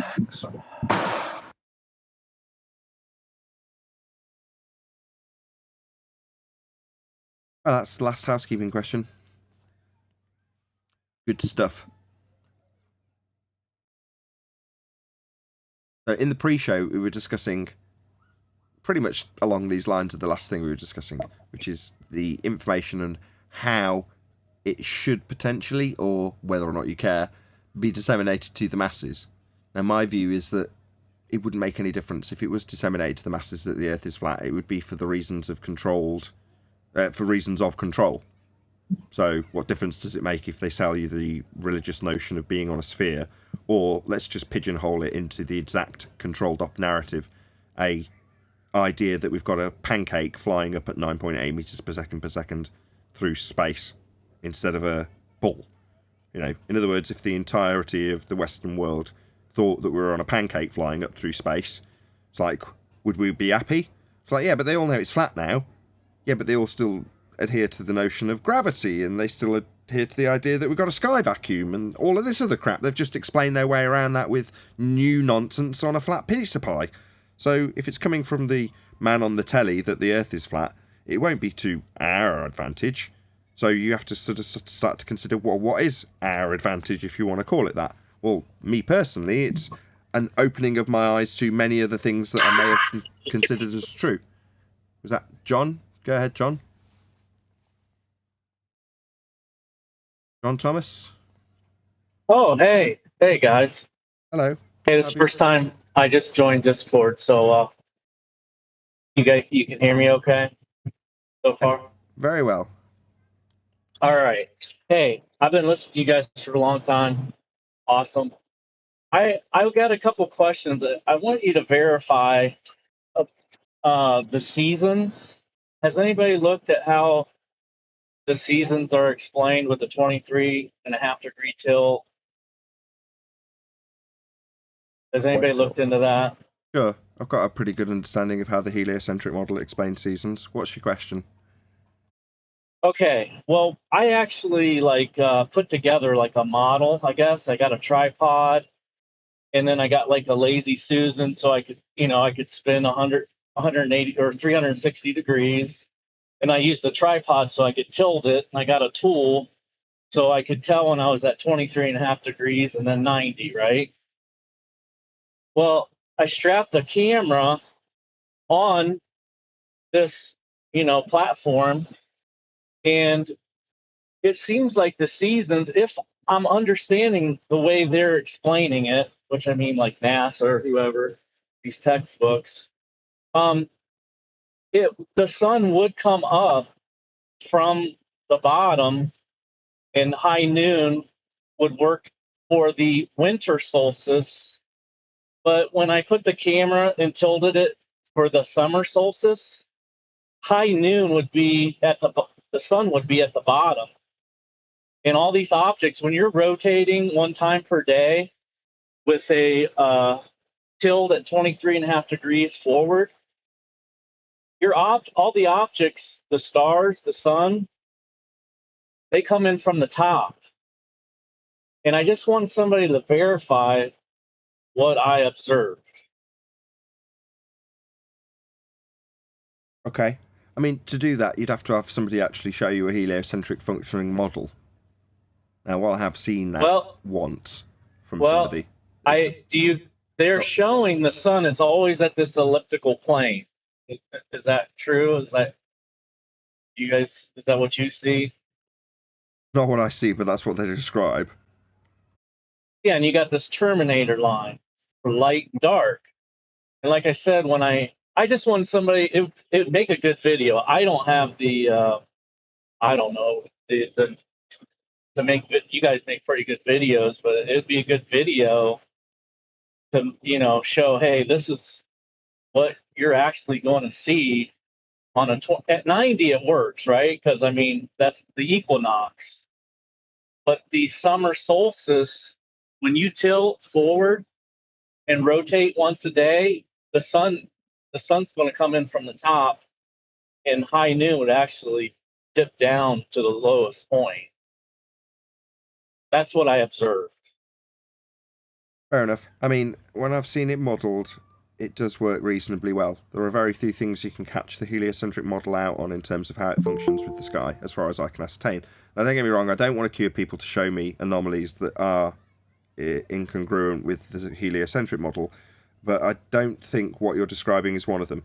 Now, I don't want to poo-poo your modelling ability of the heliocentric system, but to the best of my understanding, that isn't something that's come up as an anomaly. That's not to say that you're not right. You might be, and you might have noticed it. The one thing I will agree with you on completely is the Terminator line thing. Yeah, that's absurd. When you've got a physical geometric spheroid for a horizon obscuring your view, that is going to give you a limitation at a certain point in time when the sun is obscured from the view of the land by the physical geometric spheroid horizon. It's a geometric limitation to that light passing on to the land. So you'd have a Terminator line, a line that moves across the land as the physical geometric spheroid horizon blocks the view of the light for the land. Now, we don't have that. It's just that simple. Yeah. Well, it was just more evidence, because I've done my I live 50 miles south of Lake Erie, in Ohio. Okay, so I went up to Lake Erie and I could see further than what they're calculating. So that, I mean, this, just looking at the seasons, it was just more evidence for me that what they're telling us is not true. So I just want to try to get some verification for how I'm understanding their model. Sure. Their model, in that instance, when you describe the Terminator, the reason I picked that is because it focuses on something that we can actually sink our teeth into to debunk, which would be the assertion that we've got an Earth curve edge horizon. We haven't. We've debunked it. They can't get an R value as a result, so they can't set Earth's a sphere to postulate that model in the first instance. So it's refreshing to hear you getting into the begging the question model to have a look at how it works and pulling it apart. It is refreshing. It reminds me of the enthusiasm I had in that regard when I first realised that space was fake and Earth was flat. Suddenly you start poking around in the model, and I remember Mark Knight once describing this process that you're now going through as being a papier-mâché Earth curve, Earth ball, and you're holding it, or you walk up to it, it's on a pedestal, and it looks really solid. But then as you get close, you start poking it, and you realise that it's paper thin, and your finger goes straight through. Not only that, when you have a look through the hole in the papier-mâché you just poked, you see someone else on the other side having a look through at you. Yeah. Yeah. And then if you keep, I'm going to add to this analogy now. So if you keep having a look around in the papier-mâché, right, as you're looking into this hole, this ball that's very flimsy and being ever more poked by people, you see people who are ushering people away from the holes, trying to put tape over them, go, get away from these holes, shut up. There are our opponents. Another thing I wanted to talk with you guys about is the rotation. As I understand that there is no scientific evidence that we are rotating, right? There's no demonstrable effect to observe, no. Would it be scientific? I don't understand once you explain to people that, okay, if airplanes east to west, and I know you've used that example before, Nathan. I don't know how that doesn't wake you up, that flight times would be significantly different. Depends on the person. If they're in this arena, then they've got to be subjected to people telling them that their debunking isn't a debunking because the thing that's being debunked wouldn't be expected to be seen, which normally leaves people in confusion if they try and, I don't know, attempt to research their research. Now, at that point, that person's demonstrated that they're capable of, and indeed inclined, to go out and research and look at it. Therefore, they're not just going to scratch the surface at that point. They've already scratched beyond it, and therefore, scratching beyond it means you're left with all the other crap that surrounds it, which is to say, why would you, the guy researching, expect to see drift under an aeroplane? And you go, I don't know, why would I expect it? And suddenly you're asking yourself the question, why am I expecting to see drift? Forgetting the fact that the globe, not you, claims there is drift. So that leaves people confused when they're questioning their own claim of drift when they haven't got one. The globe claims it. It just doesn't happen. Okay, now check this out. so- I had a debate with Oh, I'm sorry. Go ahead. Go, Chocolate. No, yeah, you go ahead. Good, you go. Well, I wanted to talk about this fly argument that you'll hear from the fundies, where they'll go, well, what about if you're going down the road and the fly is in a car and it's not, it's hanging out with you as you're going down the road. And my comeback to that is, what if that fly held an XYZ position to the ground underneath it? Wouldn't it smash up against the window? Well, that's you arguing that there should... Hold on. See, there you fell into the trap. You're now arguing that we should see drift in the fly when it's a globe claim that we should see drift in footballs and aeroplanes and hot air balloons and helicopters. The globe claims this. So if you're into this argument, Right. You're into an anti-flat earther telling you that if a fly moves in a sealed car, you won't see it Right. doing anything unusual because it's moving with the car. So we won't see anything unusual on Earth because it's all moving with Earth. So we're not going to see anything unusual then. So what's supposed to be proving we spin? Because there's nothing unusual to see, according to that person at that point. Now, if you don't catch that and say, so you're saying, comparatively, a hot air balloon going up into the air is like a fly in a car. It won't do anything. We won't notice anything. So how the hell do we prove we're spinning then? Would be the next question if you realise that you've fallen into a trap where you're starting to explain to a globe believer how we should have drift when it's not your claim. You just have to ask them, oh, so the fly moves with the car that's all sealed up. So Earth is all sealed up like a car, and we're not going to see the globe's claim of Coriolis drift at 15 degrees now then. So Neil deGrasse Tyson was wrong when he said the ball drifted through the goal because Earth turned beneath it. He was wrong. It's more like a fly moving in a sealed car. So we're in a sealed Earth with a nice big seal around it all, for this example to make sense, for you to go against the globe claim that we'll see drift from the ground as we turn beneath stuff. Wow, this is a strange position for you to take. You're debunking the globe claim of drift then. No effect to see like a fly in a car. No drift at 15 degrees now to prove we're spinning then, Mr. I'm going to tell you, the flat earther, about how we shouldn't have drift that's claimed by the globe. So you've got no involvement in this argument by the sounds of things. It's the person you're arguing with telling you the globe claim's wrong. No drift to see like a fly in a car. Well, like that clip that Sideman Dan showed, right? With them pulling the wagon with the tractor, and they're jumping on a trampoline.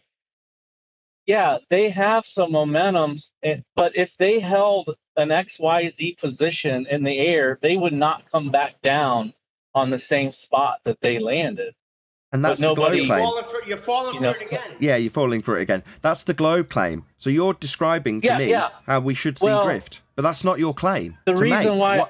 I know. I'm trying to come up how you would hold, like a helicopter. How would you prove that this helicopter is not going with the conservation of momentum and it's holding Stop. So what you're saying is how do you prove that it's not moving with an assumption that the Earth's moving and there's no effect to see? Number one, that's not a globe claim. That's an anti-flat Earth claim. Number two, it's not your burden to prove a non-effect as an effect. So nothing to see. how can you explain why there's nothing to see? There's nothing to see. And number 3, it's not your claim. You don't need to show how it won't be the case that when they assume Earth is turning and then assume that it's conserving the momentum of the Earth they assumed was turning, therefore no effect to see. That's begging the question. Yeah. See, they want you to go there with them. They want you to argue about how you would expect to see drift when it's actually the globe that claims that we'll see drift. But if they can reverse that to you saying that it should be drift, they can argue against it. Now, arguing against it is far easier because they're arguing for how we won't see the effect the globe claims we will see. So they're arguing with you while you spend your time telling them how we should see drift, something you've never claimed as a flat earther.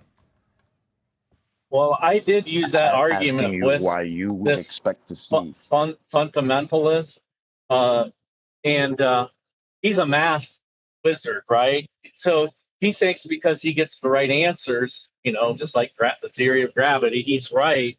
But when I said, if that fly would hold a position to the ground as that car was moving, it would smash up against the window. And it did kind of make him go, oh, yeah. But I understand your point where you're kind of arguing with their claim. So, You gotta watch out, man. They are sneaky. All they have left in this argument are tactics. So, like when you were talking before about how they put you in a car, well, that's automatically a fallacy from jump, because we're not talking about a car, are we? We're talking about Earth. Earth is not a sealed container, right? So it's a false equivalence from jump. You know what I mean? Mm-hmm. And that's what they do to get you to argue, and then they'll go down and then reverse the burden of proof, make you prove why we don't see something that their claim is we're supposed to see. And then you're wasting all your time talking to them about that crap when it's their claim to prove. You don't prove the negative or the non-existence of something. It's their claim to prove it. Right, we haven't helped him out though, Chocolate, yet. We haven't given him any help in terms of how to resolve this problem. The way to resolve this problem is to ask them to define the globe claim. And the globe claim is Coriolis effect. So, to summarise, the globe claims we, that's us with our eyeballs, will experience things in an inertial reference frame that would be not attached to Earth, drifting from our vantage point. That would be the effect of us turning beneath something and it seeming to drift away, not because it's flying away from you, but because Earth is turning beneath it. This is exampled by a roundabout, with you spinning on it and someone throwing a ball over the top of it.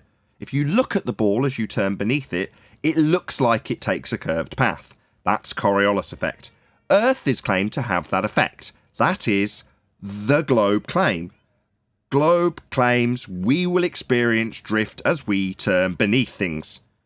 Now, if you can get them to define what Coriolis effect is, because that's what the globe claim is, you can then tie them to the globe claim that we're gonna be turning beneath things. Ergo, if I'm turning beneath a hot air balloon, I'm watching that balloon drift away from my vantage point because I'm on a turning Earth, turning beneath it. Likewise, if I release a helium balloon from a roundabout, I look up and watch it corkscrew away from me because I'm turning beneath it on a roundabout. It's a fact the effect would happen if you're turning beneath. There is no letting go of the helium balloon on the roundabout and it not seeming to corkscrew and following the trajectory of the roundabout beneath it as you've let go of it. It's no longer being held by you spinning on the roundabout, so it just goes up. But you watch it seem to curve and corkscrew up because you're turning beneath it. That is the effect that would happen and is claimed to happen on a turning Earth. Coriolis effect.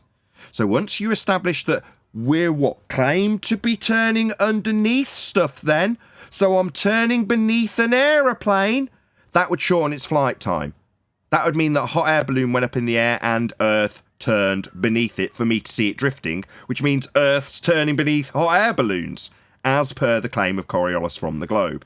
So, To progress the argument with the fundy that's asking you to justify drift when you're not claiming it, get them to define the globe's claim of Coriolis. What is Coriolis? The drift observed from a non-inertial turning reference frame in the inertial reference frame. That's what Coriolis is. If they can define it, then you've got two reference frames and one is moving beneath the other. Meaning they're moving apart from each other? Not, why would you expect to see drift? It's like a bloody fly in a car. Oh, right, so not moving apart 15 degrees an hour then, as per the globe claim of Coriolis. Because that's deviation, drifting apart. 15 degrees an hour is the rate they claim it. Well, if stuff isn't drifting apart at 15 degrees an hour, there isn't Coriolis effect. There isn't Coriolis effect because if there was, it would be shortening flight times and hot air balloons would have different continents coming towards them. They don't. Because they don't, they have to reposition the argument to get you to be the one claiming that there should be drift. And they say, as Chocolate said earlier, why would you, the flat earther, expect to see drift? Because the globe claims we will? We just don't. End of argument. It's a religion. It's amazing. I mean, I woke up to this when I started seeing watching Jeranism, and they showed the Chicago, the skyline. And it's like, you start looking at this stuff and how far you should be able to see. I don't understand how people just well, there again, it's a religion. And I'm glad you guys, I am so thankful because I don't have anybody to talk to. I'm like, I try to talk with people a little bit and they kind of look at me, like I got three eyes. Who cares? And, it's nice to be able to relate. I listen to you guys. I've been listening to this Bob guy. Okay, I have my pilot's license also.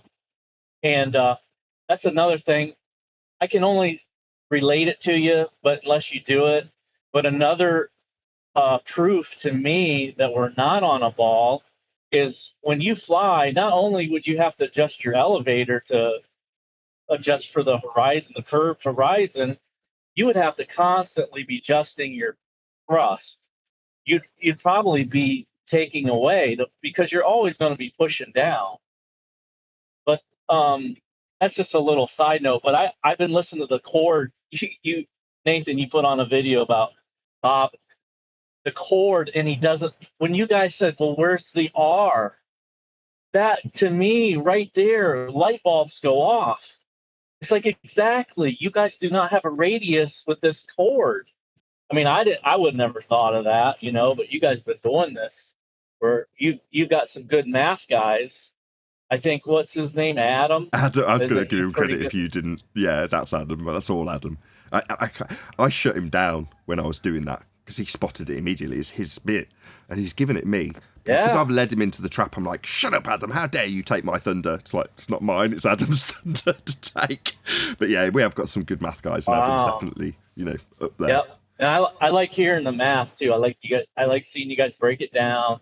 The Sexton deal, that is a brilliant one. I think about 10th Man, he he started studying that. I've been listening. I'm like, wow. You guys just keep adding more evidence. So keep up the good work. I'm going to go ahead and just go back to listening. I appreciate you guys. Nice having you. Is here actually. Hey, Adam. Appreciate you too, brother. Not there. I say he's here. He's here in spirit. He's not coming off mute to say hello, that's for sure. So can I go back to this non-Coriolis? And you've got 30 seconds. Go ahead. The non-Coriolis effect. All right, so the hot air, I brought up the hot air balloon, right? So I'm just doing some quick Googles, that's all. So it talks about, oh crap, where'd it go? 20 seconds. Okay, 30 seconds. Where is it? Oh no. Sir Richard Branson and Per Lindström crossed the Pacific Ocean from Japan to Arctic Canada at the furthest distance, 6,700 miles. Now, correct me if I'm wrong, but that's in the total opposite direction of Earth's supposed spin. found out in the after show. So with that, I'm going to say, if you are watching this on either Nathan Oakley 1980 or Nathan Oakley premiering streams, then stay tuned, as there will be an after show to follow. Unfortunately, if you are watching this live, this is where we bid you farewell. So a huge, massive, enormous thank you to all of you who smashed the super chat, liked, commented, shared, subscribed, and all that good stuff. I say once again, stay tuned if you're watching on a premiering stream. I've been Nathan Oakley, and I'll see you all in the next video.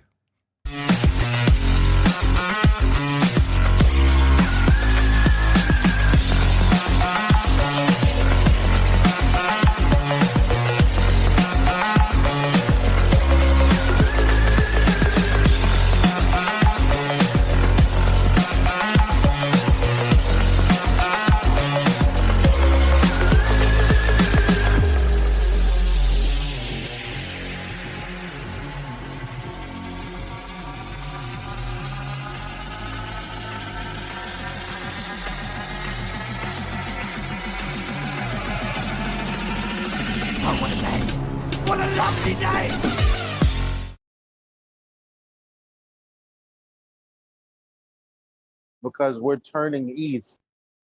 What is he doing headed east in a hot air balloon?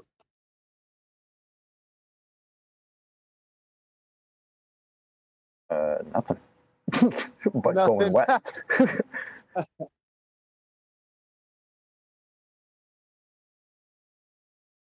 Like that's a long amount of travel. Sorry for the noise. Probably That's all right. just much easier if you just hover. Let the land come to you. Why not? Why is that not a thing? Yeah, Should well, be. the land went the wrong way.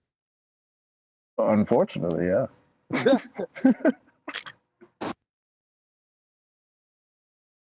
The land went the wrong way.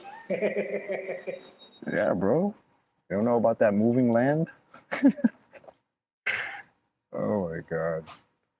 Well, that's where gas Chocolate. inevitably has to come up, right? Because anything flying in the sky is basically like sailing on the gases. So you need to then explain how the gases are not are moving with the Earth. No, you don't understand. Earth is so big that you're not going to feel movement. Come on.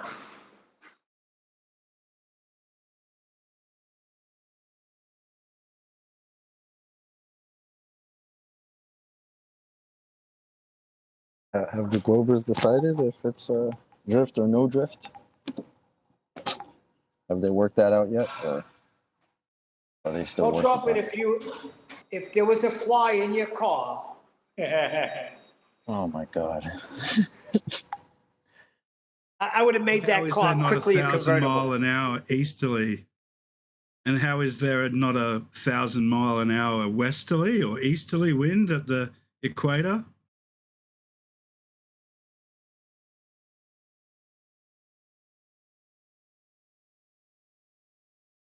That'd be a hell of a breeze. Yeah, slight breeze, yeah. Probably pretty hard to light a cigarette at the equator. Especially because it's not actually in front of your face if you're holding I it was in just front of gonna your say face, it's- according to the Globers. You know I got you, Niels. Come on. I was just going to say, it's not there. It's not where it It's is. not really there. I don't know how I light my cigarette all the time. It's crazy. Must be like like a trick or something. Or if you're the English, you'd say, where'd that fag go? He was right here.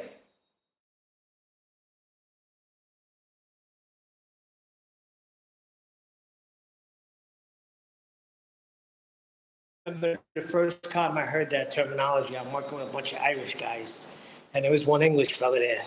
This is when I smoked cigarettes at the time. She was like, you got an extra fag for me? I was like, what? And the Irish guys are laughing. I'm like, what's wrong with this guy?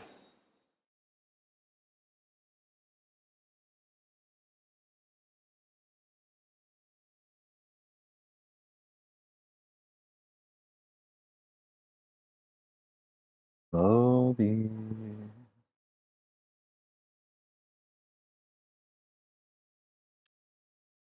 Chocolate, that's it. It's over. They're not going to come out no more. Every now and then, we're going to get a Bob to come in, but it's going to be far, A who? few A in Bob? between.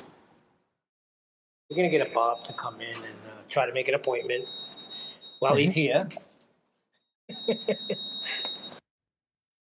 Bob ever figure out how to get a straight line? Or no? He got this cord, you see. Yeah, tell me more about it. I was telling Nathan earlier when I re-listened to it, like, you're so deceptive. You made it sound like you really didn't know what this cord was, and you let him right into it. And he was more than happy to explain. And by explain, you mean beg the question of a sphere, 1 degree being 1 degree of a spherical motion over a spherical surface that he's going to be drawing a chord through. Correct. Also, circles don't have radii.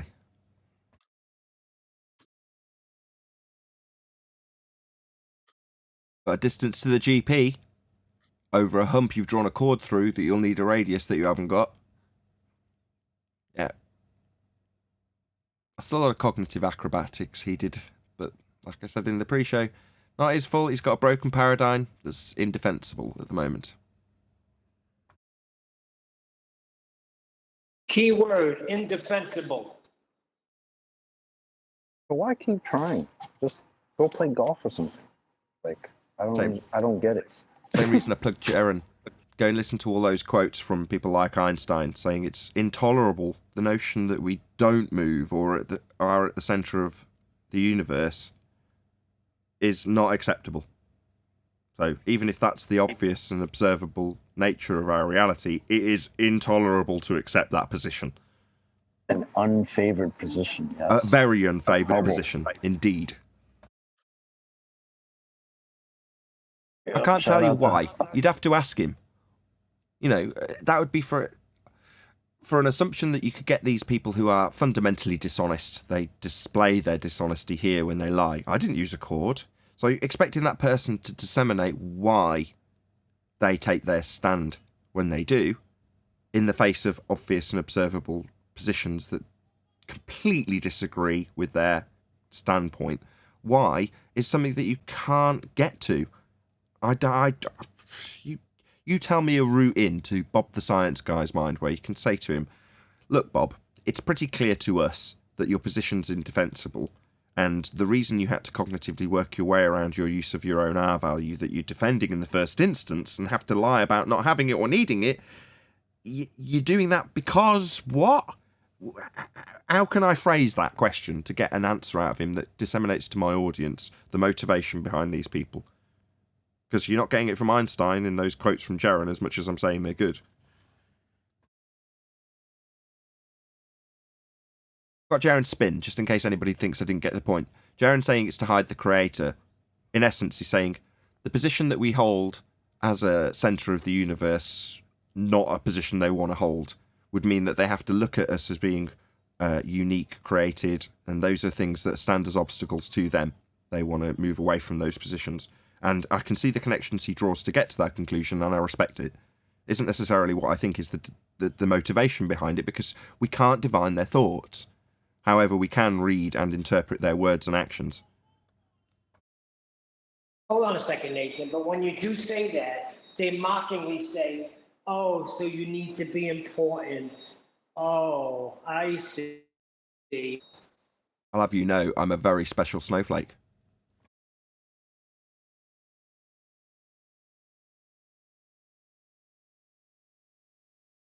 But we need to be important.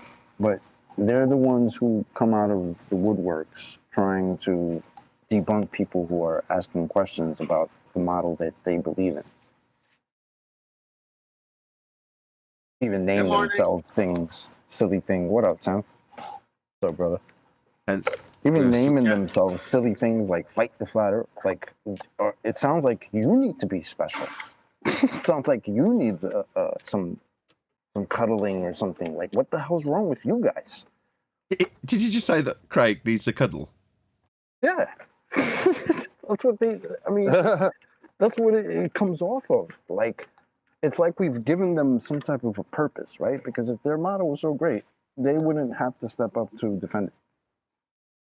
Like, it would. I think it would defend itself. It would be self-evident. Like, where's the tree people coming out to tell all of the people who are anti-treers? Where's that at? Right, is this a thing? Nowhere. Where we're right? I know of Swampy, but who are the tree people? That's what I'm saying. They're just trees. If there was a problem, somebody'd be pointing it out. Like, Does anybody here speak Ewok? Toki toki. I don't know. Negative. Yo, 10th, you missed a grand archaeological find. What's that? I was just on the internet on Facebook, right? And I saw a screenshot of somebody who Googled, "Is gravity a theory?" Now there's some problem with the wording, but whatever, it's fine. It's not fine, but whatever. And when I read it out, I said, these gosh darn fake flat earthers giving us a bad name. Why the fuck would they do something? I was doing so well, not cursing. Why would they do something to make, them look this bad? I mean, it's so obvious. All you have to Google is gravity a theory and then see that this is false.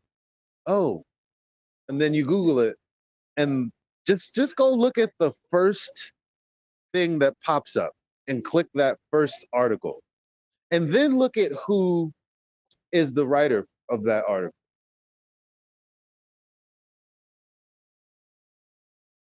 I did glance at it. Who is the writer? I didn't go that far. I forget his name, but he's a physicist, an American physicist. His name is Ellery Shimp. And while he still has, a religious belief about the globe, he is a very, very, very, very nice hostile witness, because he is taken apart Newtonian mechanics like no other. I was like, oh shit, is this Nathan on here faking it? Like, what? How did he do this? Well, they have to argue within the paradox, right?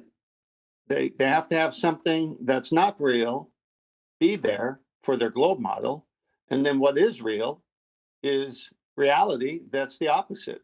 So they're stuck between reality and what should be, and they're stuck. It's like Bob drawing a circle on a grease board with two radius lines and saying, I didn't do it.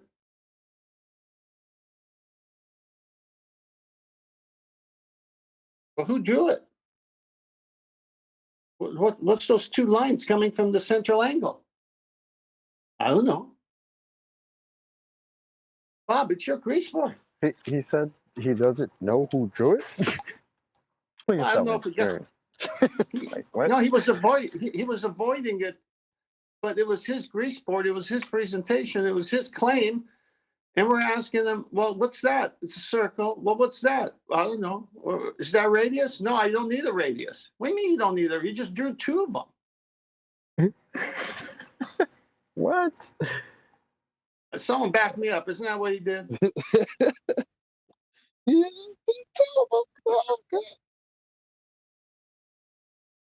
Listen to the show.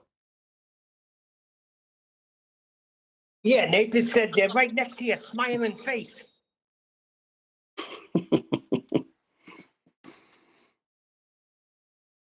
But he doesn't need it, but he drew it. Well, he thinks by not saying it, it wasn't him.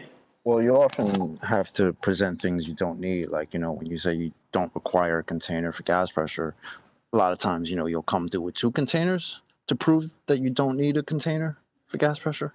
Sometimes that seems to 3 or be 4 that seems to be the containers.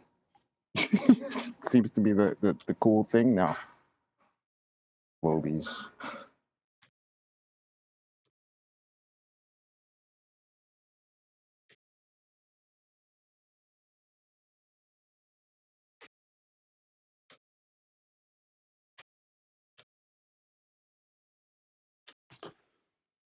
I came on late. Who was the gentleman speaking on the show before we went off?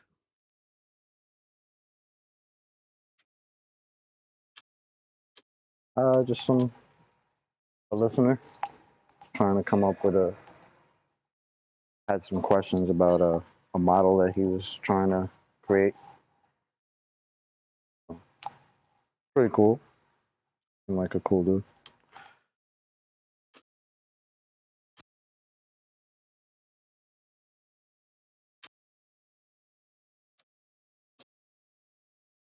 We had a thunderstorm and it threw a surge in my circuitry and blew out my power on my PC. So hopefully the part will come in today. So that's why you're late. I'll write an email to DITRH and make sure you don't get docked and pay.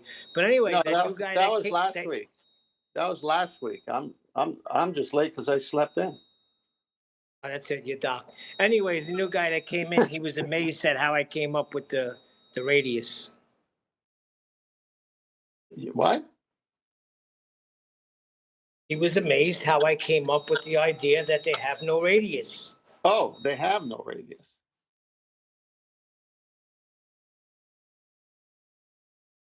Didn't you need a proof for that to even claim it?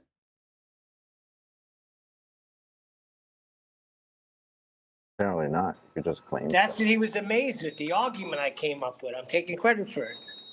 Well, why don't you tell us your argument again? I missed it.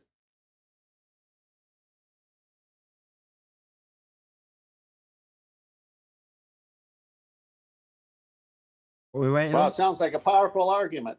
I was going to say, hey Adam, can you hear us?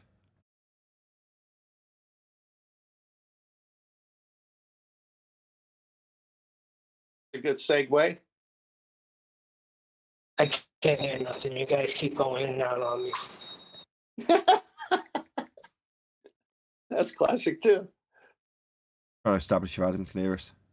Clearly not. Hello? Hello, Yeah. Neil. We hear your beeping. Hello. He says he's going to go away, and then he says hello.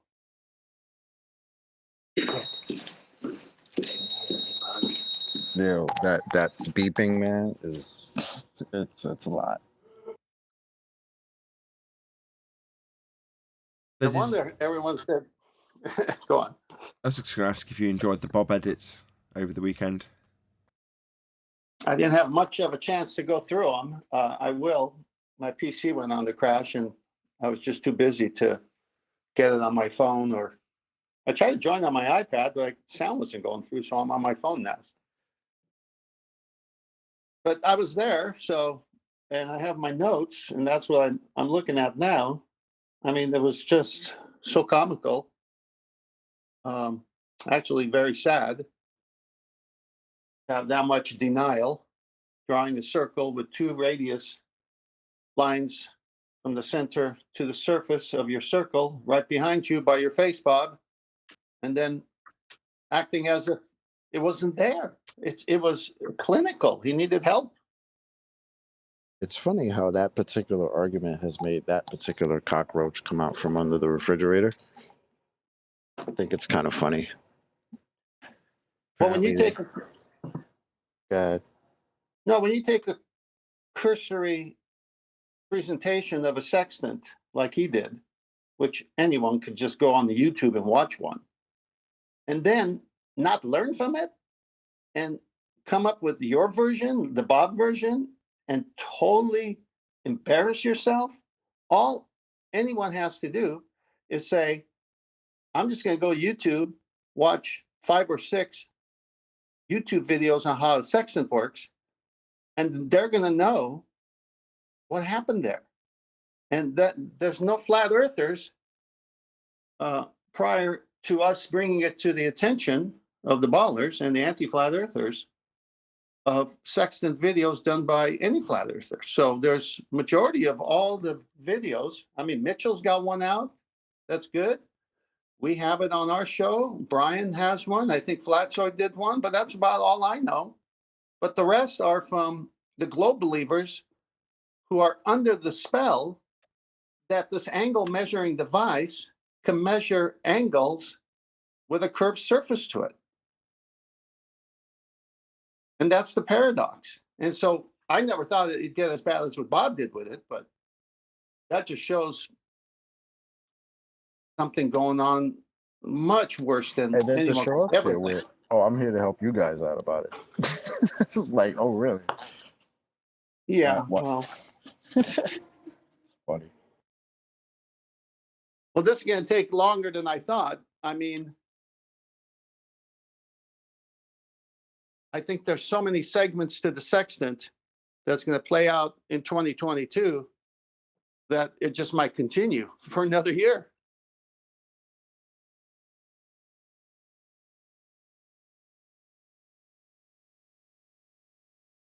I don't see how that is if we can never get a straight line for anything on a ball. Don't know how that would work out. Well, you remember a couple of weeks ago, they were admitting it's an angle measuring device. Oh, good. Then you can triangulate with it. No, you can't triangulate with it. But you just said it was an angle measuring device.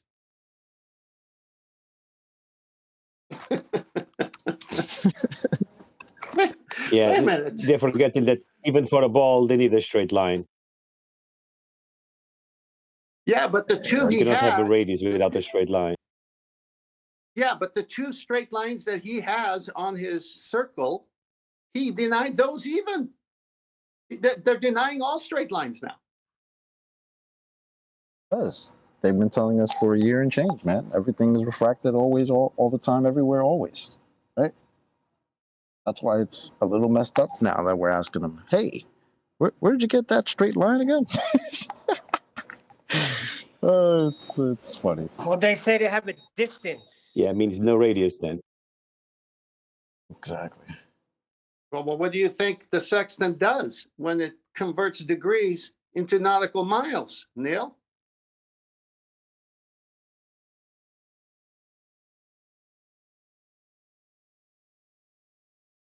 Isn't a distance a straight line? Don't they say the quickest way to 2 points is a straight line, A to B? I wouldn't even argue it that way. The sextant gives you the distance from your angle that you got from a straight line, so it's over.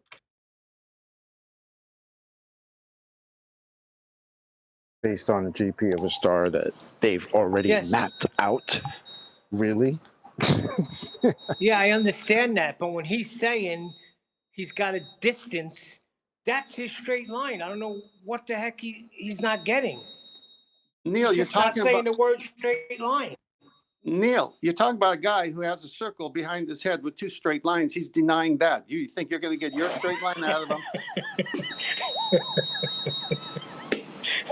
I'd enjoy a straight line. Right next to your smiling face, Bob. You know how the old vampire movies, you hold the cross and they'd run away? All you got to do with anti-flat earthers is just draw a straight line. Just hold the sextant to him.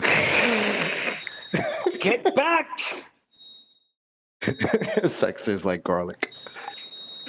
You have to have faith with that sextant. Hey, maybe on my next cooking video, I'll say just throw a little straight into it and spice it up.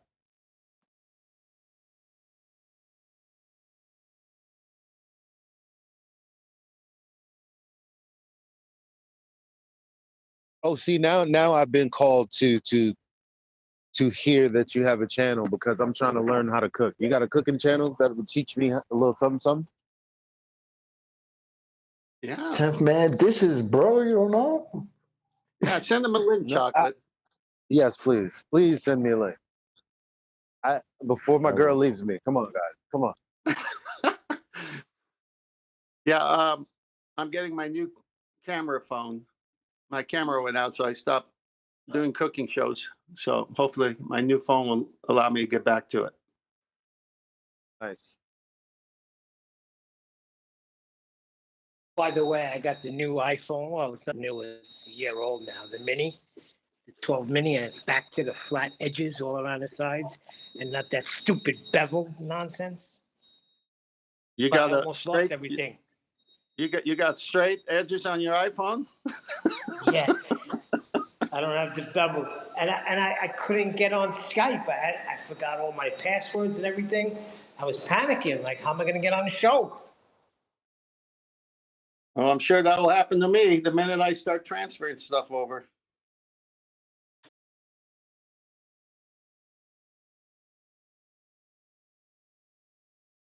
Anybody in Discord? Nah, nobody wants to come out and play.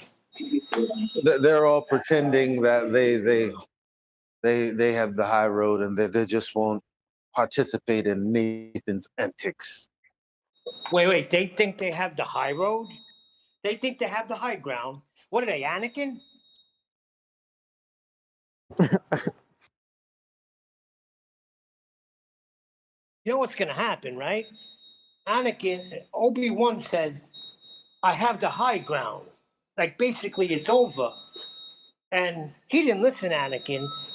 And he tried anyway, and he became, what do you call that when your legs and your arms get chopped off? A quadriplegic? Well, that's what we're doing to ballers. If they think they got the high road or the high ground. So somebody previously had used the analogy of it being like the Black Knight in Holy Grail. He has his legs and arms chopped off, and he's like, come back, I'll bite your legs off. And you're saying it's more like the birth of Darth Vader by not realising that when you haven't got the high ground, you should probably concede. Yeah, just tell yourself you've got the high ground when you haven't. But with that, I am going to say a huge, massive, enormous thank you to both Discord and G Plus panels for making today's after show possible. And of course, a massive thank you to all of you in either Nathan Oakley 1980 or Nathan Oakley Premiering streams. Hopefully smashing the super chat, liking, commenting, sharing, subscribing, and all that good stuff. Also, below this video, you can get £50 for swapping your UK electricity supplier to Octopus Energy. And if you've got an electric car, check it out. I've been Nathan Oakley, and I'll see you all in the next video.